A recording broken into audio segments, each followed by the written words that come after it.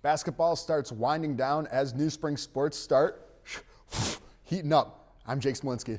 And I'm Brendan Rigney. Baseball suffers a tough season opener, but can they rebound quickly and regain the momentum from last season? You're watching LaSalle TV's home for Explorer Athletics SportsLine.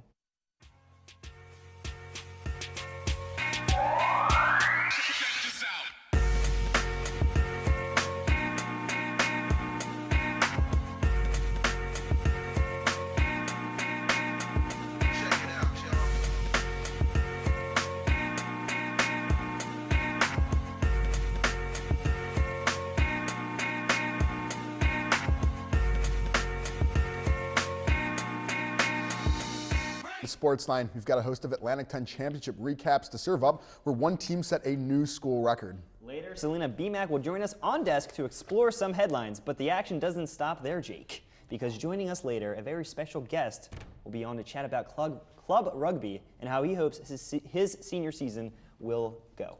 But first, let's take a look at what went down this past week for our athletes. So, after a 2-week break, the men's track team got back in action at the A10 Championships. As a team, the Explorers placed 6th out of 10 teams, tying St. Louis with a score of 55.3 points. Top finishers for LaSalle include Bradley Huer, who placed 2nd in the 3,000 meter. He crossed the finish line with a time of 8 minutes and 25.74 seconds, just 1.4 seconds shy of the top time.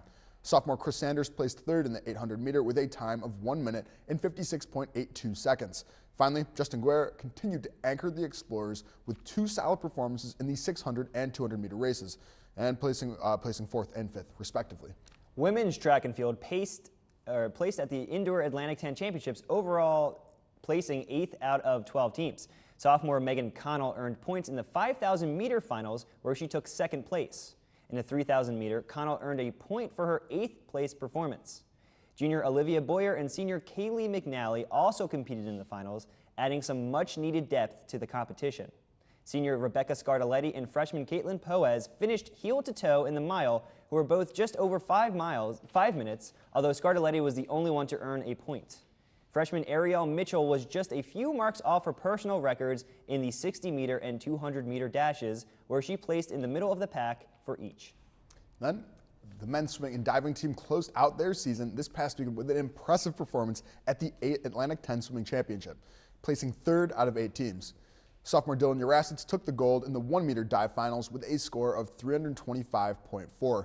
And then on the 3rd day of competition, the team of Jakub Bartoszewicz, Fabian Bergman, Cameron Fadley, and Johan Roth dominated the pool in the 400-yard medley relay. The team captured the gold just 0.25 seconds ahead of George Washington, setting a school record in the process. The Explorers ended the A10s with a final score of 473.5 points, just 8.5 points behind 2nd place. On the final day of A10s for the women's team, 3 key team members came up big. Sophomore Emma Smith grabbed the silver medal when it came to the 1650-yard freestyle. She finished the race with a time of 16 minutes and 48.2 seconds. Next up, blue and gold senior Kelly Quinn took 6th place in the 3-meter diving event. Quinn finished up the championship finals with a score of 237.10. Rounding out the top 3 Explorers, junior Ava Marie Osteris took on the 200-yard butterfly event and placed 10th with a time of 2 minutes and 4.14 seconds. The Explorers finished in 8th place with 198 points throughout the championship. Then, women's lacrosse looked to prove themselves against University of Delaware on February 23rd, following their blowout loss to Temple. And as the game commenced, Ilgen Fritz ripped a goal off a free position shot to bring the Explorers to the first lead of their season, but then the Blue Hens answered back with 5 consecutive goals to close out the half. Things started looking better in the second as both Caitlin Fay and Ilgen Fritz pocketed a pair of goals apiece. Allie Burnett scored off an assist from Ilgen Fritz as well to bring the game within 4.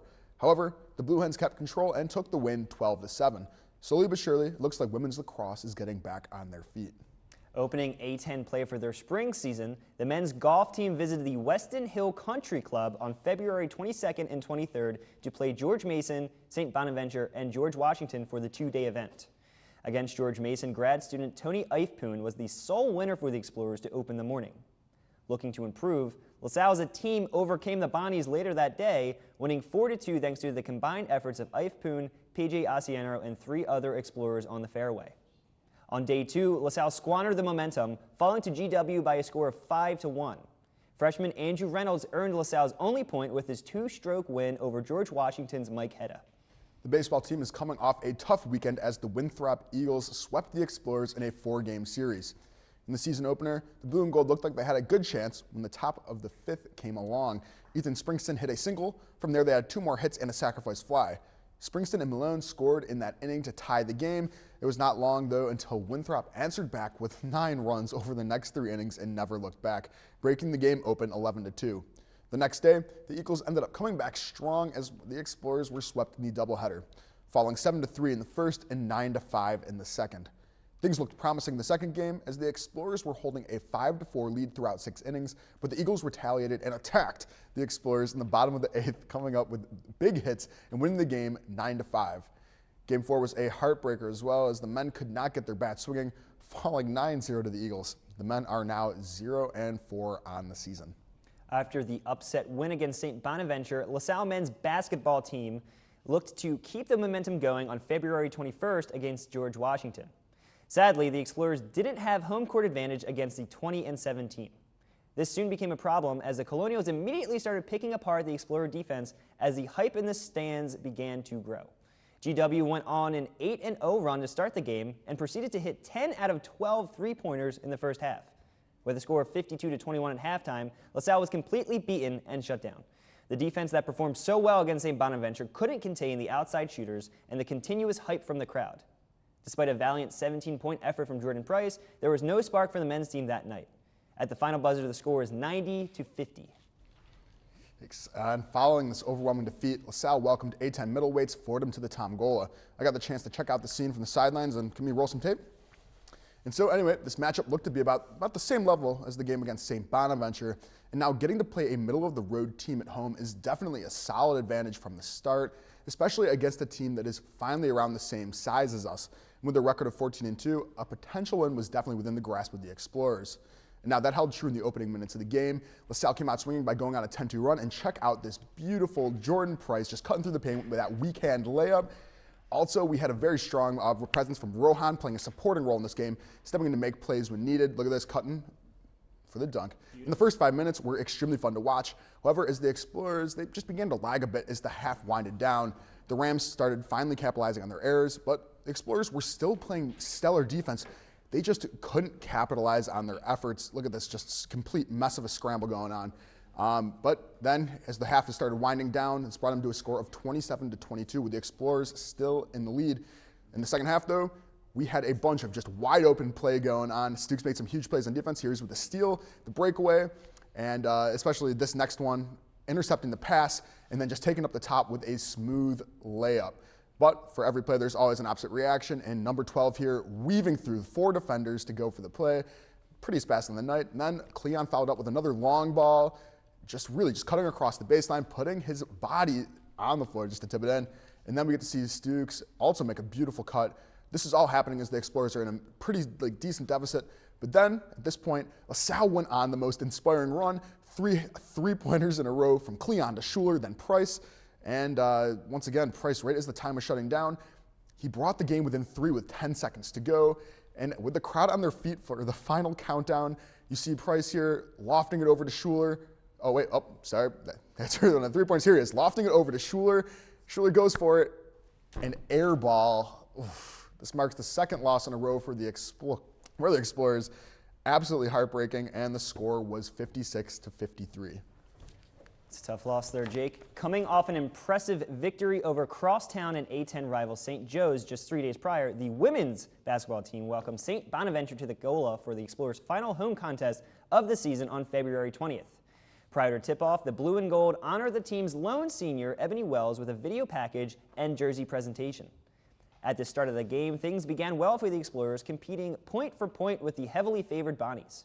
The second quarter proved to be the difference maker, though, as LaSalle went into halftime down by 7 points, never to regain the lead.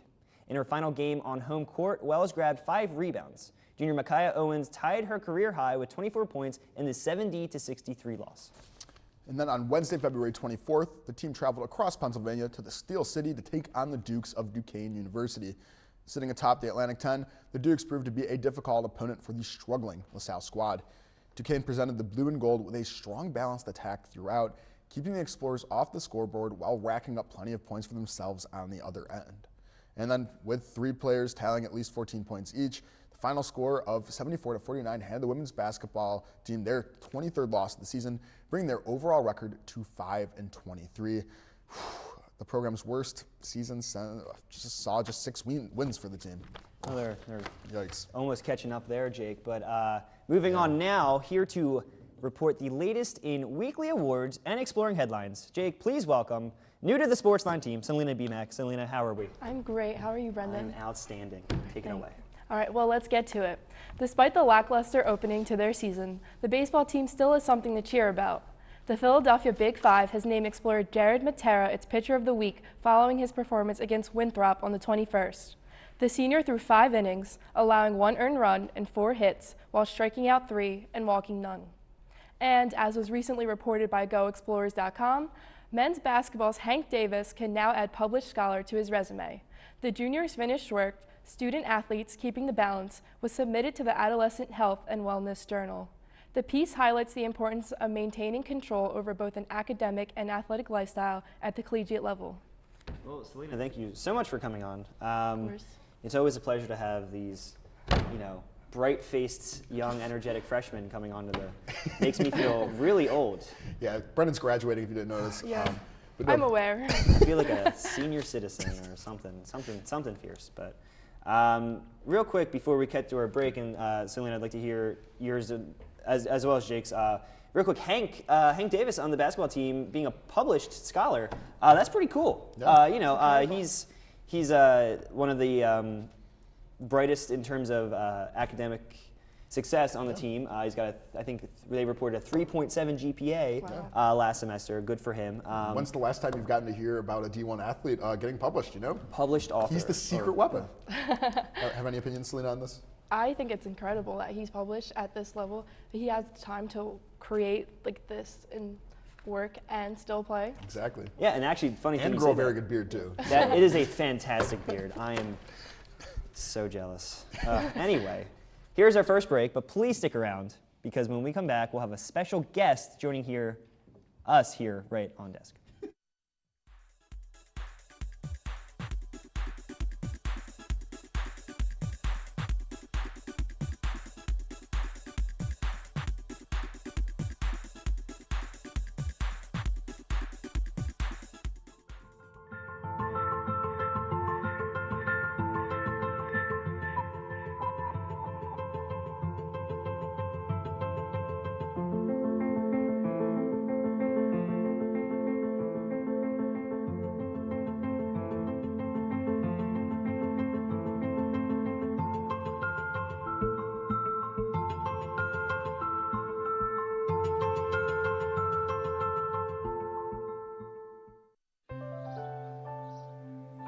Oops.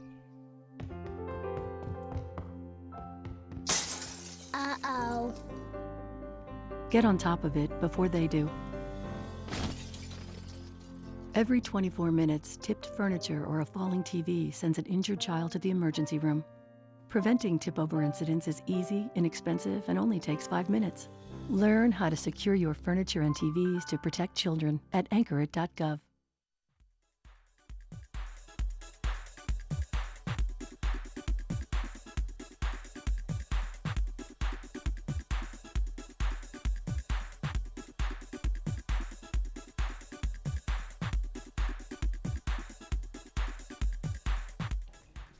Well, Jake, you smell something really. I think I do smell smell like something an very odor? just an odor just Oh my- coming through the studio. Do you know where- is that sweat? Oh my Beef God. jerky? It looks Club like, Rugby's Frankie Andriola gracing us with his presence on desk. Frank, don't scare me like that, all right? What do you? Oh my. Well, now that you. I'm not that scary looking. So. Yeah. No. No. What are you doing? Yeah, I do have to mention though, I am also graduating and I feel equally as old. Right. I feel like an old fart. I feel like I've been here too damn long. Yeah, me too. It's just it's interesting to see this is the home stretch, man. We're a semester out, and then we got graduation, and then we're out in the real world doing adult things, and that's horrifying, absolutely horrifying. Frank, thank you so much for coming on. So obviously, senior season, club rugby. Yeah. Real quick, what do you think are your expectations for the season as a team? Well, it's funny. Well, our team as a whole is it's odd. It's very small normally, so we don't really expect a whole bunch, but we have a lot of talent, and we make things work with what we have. So fall semester is 15 season. This being spring semester, we're playing sevens. So playing sevens is a lot different. There's a lot more running. Right. It's a lot higher paced, a lot less tackling, and there's a lot more creativity involved. So you really need to get in touch with not only your creative side, but with your interpersonal connections with each other. Because if you can't trust the person to your left and to your right, it doesn't always pan out. And we have a few players, Mike Ryan for one, can run the ball extremely hard, constantly and frequently, just keeps on going. To be honest, we need more of that. We just need more, hard head running through, looking for options, and just keep on trucking. Sounds like you're switching from the classic brawn type of game for rugby, more towards a smarter game. Yes, definitely. It's hinging very, very heavily on communication and speed and being on the same page, as you said. For you, how is that transition? See, I'm fairly good at communicating. The only problem is I have a night class on Wednesdays, which is when most of our tournaments are. Oh, man. And so I will unfortunately only be able to make one, which is the one that we host. The exact date I'm not sure of just yet. It's between the middle of March and early April, because that's still up in the air also. And then we also have a Nescro's National Small College Tournament later on in April, and we have to pay for that. That's a buy-in, and then first come, first serve type of deal, and then it's one round knockout type of thing. And so how deep into these tournaments do you expect your team to go? Fairly far. I know we're definitely not a one and done type of team. We're definitely going to get 2, maybe even 3 games for sure. To be certain, I would say the farthest we would really go is about 5 or 6 games deep, just because there's teams out there that are just live and breed sevens, because that's all they do. So a really small school, Lafayette, they're actually a really good top ranking nationally, for sevens, and they do Nescro's, whereas a lot of big schools do CRCs, which is Collegiate Rugby Championship. We did that last year. It didn't pan out all that well. So Nescro's, I think, will be very beneficial for our team, and even in the future, fantastic. Small school, small sport, really go for it. No, I'm really excited to see how everything all pans out. Just getting to see. I really hope you're going to be out there in the field. We'll get to get some highlights and everything. That is the goal. Oh yeah. Yes. I'll make some options for you guys. Don't you worry. I will get you some stuff. All right. I'm looking forward to that. Frank, thanks so much for coming on. No problem. And there is plenty of LaSalle sports action this upcoming week, so let us highlight the games ahead. First of all, track and field stops at Long Island for the Fast Track Last Chance National Invite, where they'll be going head-to-head against the likes of Princeton, Rutgers, and Adelphi on Saturday, February 27th.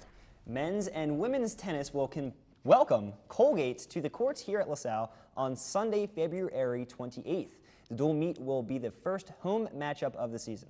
The men's basketball will wrap up their home season with 2 A-10 matchups against George Mason and St. Louis on Saturday, February 27th and March 2nd. And women's basketball will travel to Massachusetts to take on the Minutemen in their final game of the season. UMass is currently sitting just ahead of LaSalle with a 4-11 record. But last time the teams met, LaSalle came away with a 66-57 victory. Baseball has a 3-game series at Elon, North Carolina, starting February 26th till the 28th. The Phoenixes are 0-5 to our 0-4. Ooh, and Jake, this is something I'm getting really geared up for. Softball season opens up with a tournament in South Carolina. Making her SportsLine debut, Caitlin Pages gives us everything we need to know about the USC softball tournament. Take it away, Caitlin. Hello, I'm Caitlin Pages, and welcome to Marquee Matchup. This week, I'm previewing softball season opener in South Carolina at the USC Upstate Tournament. But first, let's see how the women fared last season. In a season marred by weather conditions, softball brought home a 15-22 record. They went 9-11 in conference play, but were 9-7 home compared to 4-10 away. and this was after 2 canceled season openers. Batting average for the team overall was at .251, with Christina Buscara hitting the highest percentage with .365. The women took 4th place in the Atlantic 10 Championship after losing to top-seeded Dayton. A big win came with the 3rd game in the tournament when St. Louis fell to Explorers 5-4 after having swept a series earlier in the season. This effort was largely in part to 2 main athletes. Junior Michelle Haggerty hit a 2-run homer against the Billikens that was the ultimate decider in the contest. The infielder hit a .259 average and 12 RBIs last year. She led the team with 24 hits on the season and had 6 multi-run games. Haggerty was named the Atlantic 10 Softball All-Championship team and is going to be a real team leader this season. If you haven't heard of Christina Buscara, you're about to hear about her all season. The junior finished the 2015 season with a .341 batting average and a 23 RBIs. The third basewoman started in the 32 of 33 games and was named in the 2nd All-Atlantic 10 team. In a doubleheader against George Washington, Buscara went 4-6 with 3 runs and an RBI. Even after a rocky start last year where the women lost 4 games in a row after 8 canceled games, they still managed a 15-22 season. Imagine what they can do if they just start out as strong as they finished. These early tournaments often set a rhythm for the rest of the season, so as the Explorers head down to South Carolina, they need to have their game faces on. Make sure to check in to see how the Explorers performed in their 4-game tournament versus Ohio, USC Upstate, University of Virginia, and Foreman. The 2-day tournament starts February 26th and ends Saturday the 27th. For SportsLine, I'm Caitlin Pages. Let's go Explorers. And thank you so much, Caitlin. That was a great recap of everything that's been going on.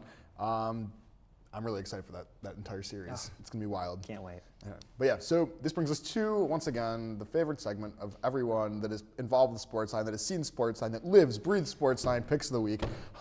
Obviously. Yeah, this is my egotistical moment where I'm just going to run buck wild. Buck wild. All right, so anyway, my first pick of this week is men's basketball versus George Mason. Win. I'm going to call it for this, just for the sheer fact that, this is one of the last games at home for the season. There's so much hype. It's sold out right now in Nagola. There's going to be a huge student section there. And one of the things that I've kind of realized, especially with the men's basketball team, if we have the hype surrounding it, as soon as the fans got on their seat, out of their seats during the Fordham when they were just sinking three-pointer after three-pointer, it was incredible, as not only did Amar Stukes step up, Price stepped up, and for a moment, we almost believed they were going to win. Fordham was superior to us, and outsized us, had better shooters, but, it showed promise, and LaSalle's defense is getting better. I think around 3 times yesterday, buzzer got cut off. It was incredible. And finally, George Mason is 10-18. But, Jake, George Mason just upset VCU, who is the top team in the A10. VCU is the top team, and George Mason beat them, and now they might have something to play for too. They're 10-18, like you said, but they're looking to steal wins as well. Listen, LaSalle will upset the upsetter. That's how I'm looking at this. We're going to upset the upsetter, and that's all I'm going to say. We're going to win that game. And then we go to pick number 2, which is loss for men's tennis at Colgate. And, after, we pulled off the 2 wins against St. Peter's, right? I don't know how, but yeah. Yeah, it was kind of magical. It was very excited to see. But you know what? It's not going to be horrible, but it's not going to be great either. However, Colgate is a very strong team. Right now they're 5-2. And, I'm going to at least call for us to win 1 set. Mark Robinson does a great job out there. We have some sophomore, freshman talent that has kind of come in, kind of stepped up to a certain extent. But, have we ever been good as a tennis team? I recall a few years ago, yes. We went undefeated in a fall season, I believe in 2013. And then when we came back from winter break, I don't know what had somebody flipped the switch, and we've been in quite a rut those past couple semesters now ever since then. So yeah. I'm hoping. It kind of breaks my heart. Maybe even long after I'm gone, Jake, because I just can't get over this. But maybe after I'm gone, something will become of this tennis team. Someday. No, I'm not going to start singing. And then when I go to pick number 3, We have a women's softball on the road in South Carolina. Listen, this is me being a little pessimistic, but I'm going to say 2 out of 4 should be wins. You know, we're coming into this not having the weather that these teams have, and we're going to see this no matter what. Every year, LaSalle's like baseball and softball are going to kind of get spanked a little bit in terms of, you know, these teams are getting to work out outside, get to play on the fields. It really makes it tough. However, though, these seniors are absolutely amped up. I've been seeing like the Instagram, like it's approximately 150 days until the season starts, and they've been doing this for like the entire year. Like ever since like the season ended, it blows me away. Yeah, I had the opportunity to talk to seniors Allie Waddington and Mary Kate Scott, and they are very pumped. Jake, there's a very strange but positive calm that they have right now. It's the strangest thing in the world. They got projected to finish 8th out of the A10. And let me tell you something, Miss Allie Waddington is not about that ranking at all. No. She would love to have this season turn out much better than that, and I'm saying 3 out of 4 wins. All right, 3 out of 4 wins. 3 out of 4 wins. Those are the picks of the week. Picks of the week are done. Real quick, couple announcements before we get out of here. This past week was National Eating Disorder Awareness Week. It is a very serious issue that plagues a lot of people on campuses across the nation, worldwide. Last year, we had the pleasure of sitting down with LaSalle runner Becca Scardelletti. It was a great story. You can find that on our YouTube channel at LaSalle Philly 56. If you would like to search for more information regarding this, you can go on nedawareness.org in case you or someone you love is struggling with an eating disorder. And another thing, real quick, Jake, this breaks my heart to say, but I am officially canceling the show swap that I had planned for this spring semester with Mr. Tyler Harper's Sports Talk Philadelphia. I have a lot of other personal projects regarding SportsLine and on the side that I need to focus my attention on. So.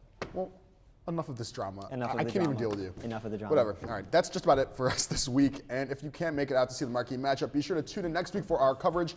Keep up with this weekend's other sporting events by visiting GoExplorers.com and by following us on Twitter at SportsLineLTV. We post game updates and sneak peeks into the upcoming show. Also, check us out on Facebook at facebook.com/LaSalleTV. We welcome you to send us your thoughts and suggestions about the show on either website. For Caitlin, Serena, Selena, and our entire SportsLine team, I'm Jake Smolinski. And I'm Brendan Rigney. Thanks for joining, and we'll see you at the game.